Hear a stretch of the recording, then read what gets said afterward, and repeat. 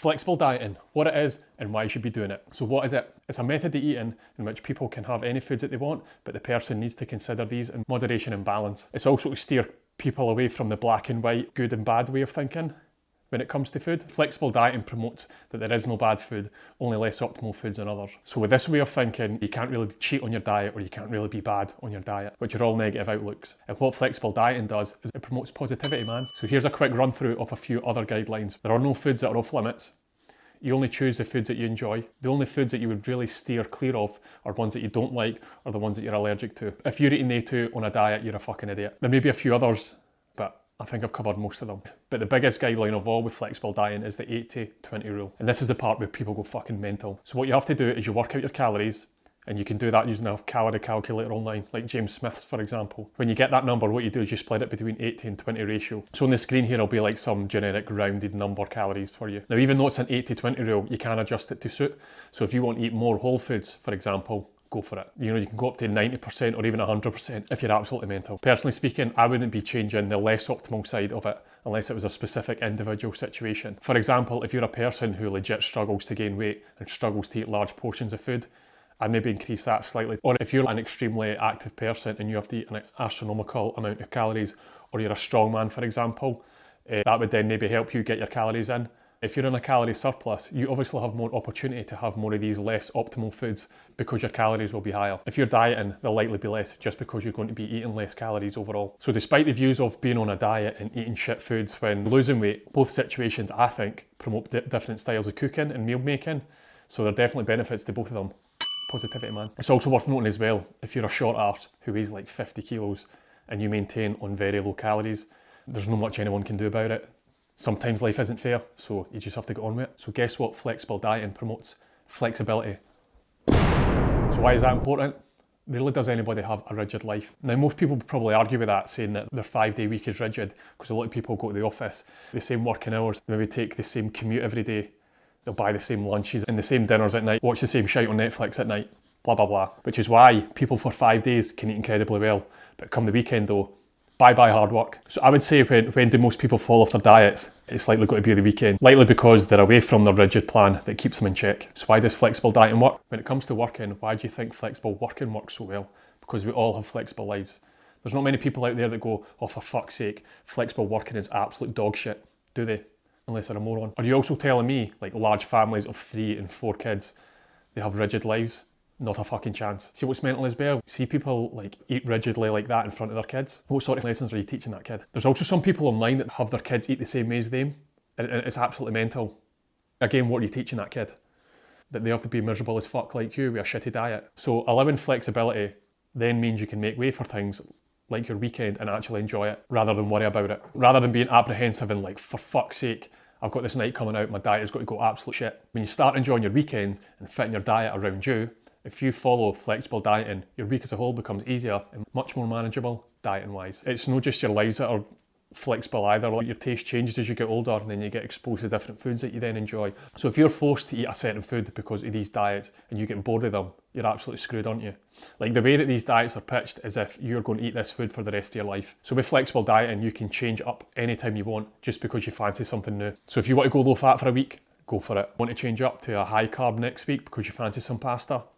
Absolutely no problem. If you have a really busy week coming up, you've got to skip breakfast, so you think intermittent fasting is going to work for you, no problem with that. If you want to do carnivore diet because you hate yourself and you don't want to have a poop, I won't judge you that much. It's a very important point to remember through all of this is remember to fit your diet around your life and not your life around your diet. Making your diet more enjoyable will infinitely improve adherence, which is why flexible dieting can be so popular. There's a quote from Ben Carpenter's book that says, if your goal is fat loss, most research indicates that adopting a flexible approach, so no specific foods are forbidden, is likely better for long-term success than rigid all or nothing dietary behaviours. So you should be creating a diet around your foods that bring you most enjoyment. I say within reason because if someone wants to lose weight, something has to give. There has to be some form of restriction to create a calorie deficit.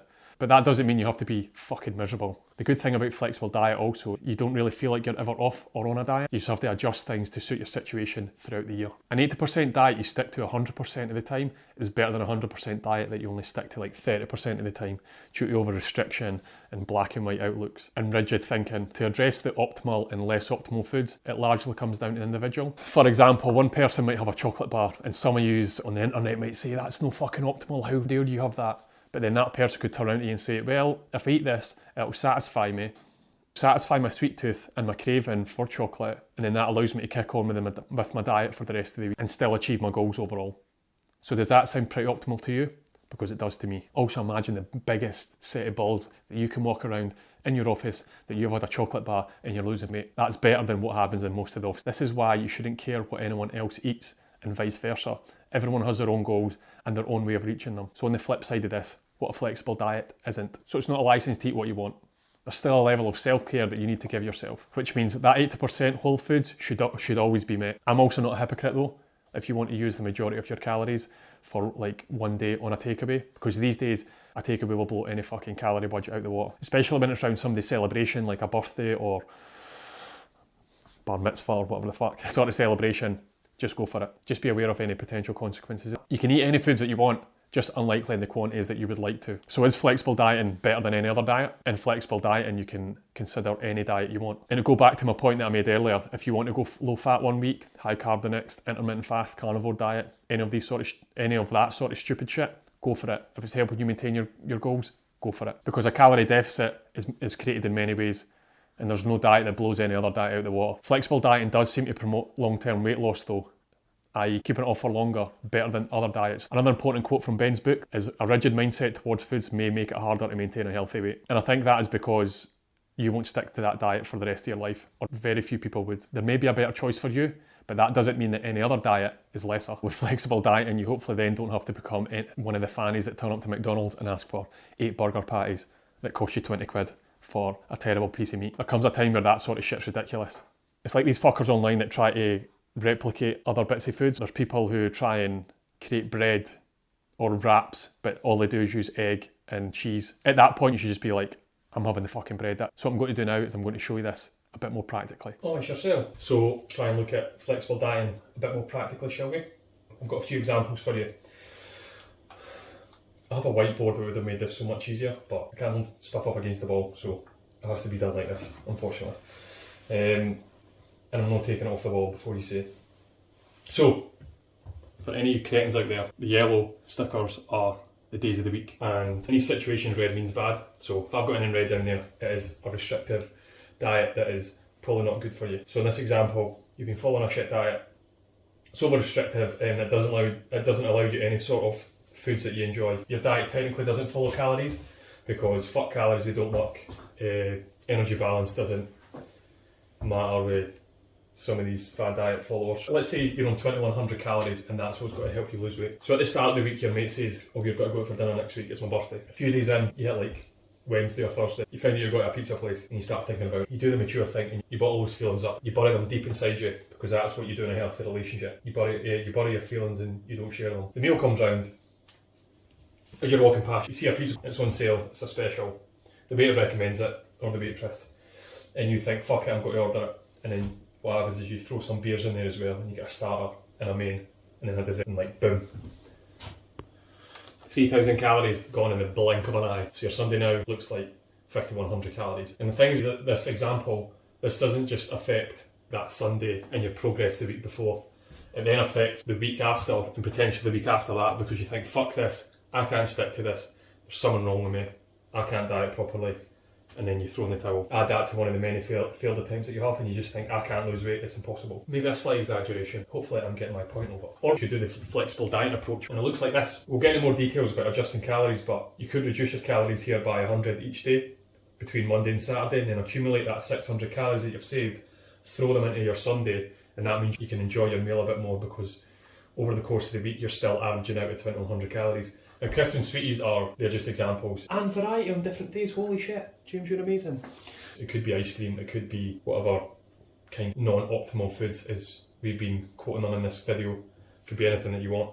within reason, obviously. So that's a win for flexible dieting. Anyway, to the next example, back to the red notes, the extremely restrictive diet. This one will be a bit more closer to home, but you're in the house on a Saturday night. Now, again, you've been over restricted the past few weeks. You follow a stupid diet that doesn't allow you chocolate. Your kids' chocolate's sitting in the cupboard, and also your husband's or wife or girlfriend or whatever. They've got chocolate and crisps and all that sort of shit as well, but you're trying to be good. And then later on at night, you're watching TV, you go into the cupboard, and then this sort of shit happens.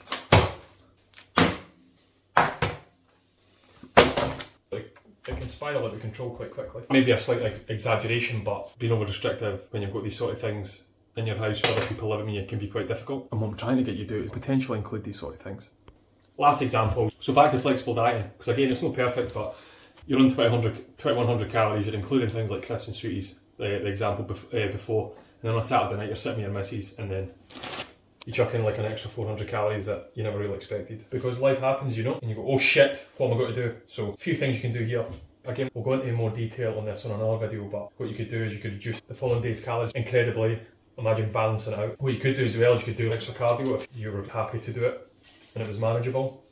But the two examples I've just used there, you can only do it if you're not going to start getting the yo-yo diet and it was just a one-off kind of thing. But the last one, which is quite an important one, is you just draw a line under it and you just got on with it because you enjoyed the crisps, you enjoyed sitting with your missus or your mister who have spent time. You could just not feel guilty about it and move on because you're a class flexible diet. It's also worth noting as well as some people might say, oh well, if flexible diet was that great, you wouldn't then be tempted with extra crisps and things like that. Nobody's perfect. I never say the diet is perfect. Anyway, back to the studio. Before we carry on, if you want to get coached by me and want me to create a diet that's based around all your favourite foods whilst achieving your goals, use one of the links below and I'll get back in touch with you.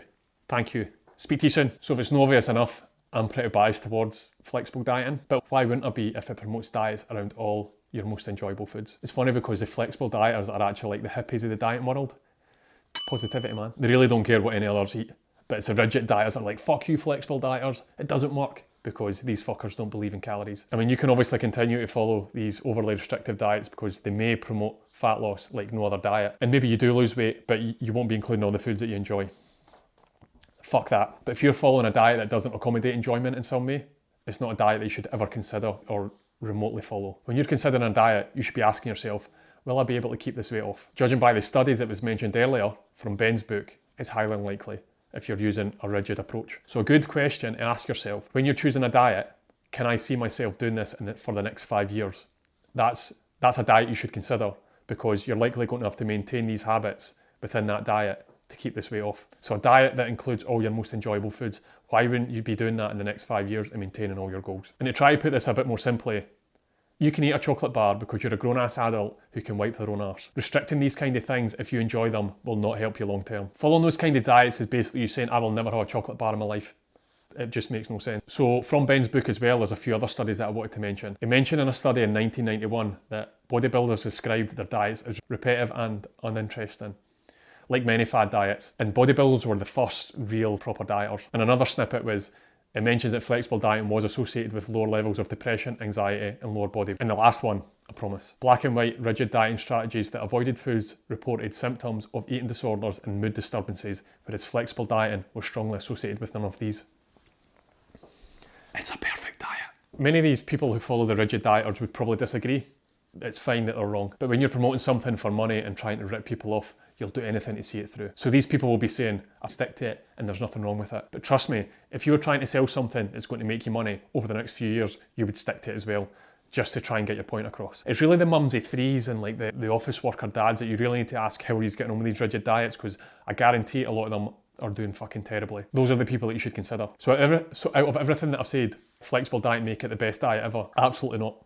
Some people will still not prefer this, and that's absolutely fine, but it just gives you another option because it's probably an option that you haven't considered. Here's a few pros and cons of flexible dieting. Everybody loves pros and cons. So pros, flexibility obviously, means people can still diet with their frantic lives, and that means absolutely anybody can diet. So having no time is bullshit. It's socially acceptable. You don't have to like sit in the corner with your embarrassing lunch like your celery juice, your stinking mackerel that nobody wants to smell, just because you have to follow some stupid guidelines. It obviously promotes variation and variety. If you follow a diet that has flexibility, variation and variety in it, these are all brilliant things to associate with a diet. It can get people away from only having a diet that contains a very small amount of food choices, which is quite popular in rigid dieting. It also promotes positivity around food, Positivity, man. And also, like I mentioned about the anxiety stuff and that earlier. So the cons, if you're dieting, you're unlikely going to get a large percentage of less optimal foods, but that's just tough shit. You probably overate for many years anyway, so something does need to change. You may have a rigid lifestyle, so then the flexible lifestyle might not then be suitable to you. That's when one of those rigid diets might suit you more. You might have an underlying issue that means that you have to eat rigidly. Some people may take it too far and not be able to salvage it. For example, people will try and cram as much food into that 20%, but it can be a detriment to them and they start yo-yo dieting. And the last one that I can think of is you might start involving trigger foods. So people who will open a packet of crisps and think, I'll just save the rest for later because this bag's cheaper, and then they just finish the whole thing.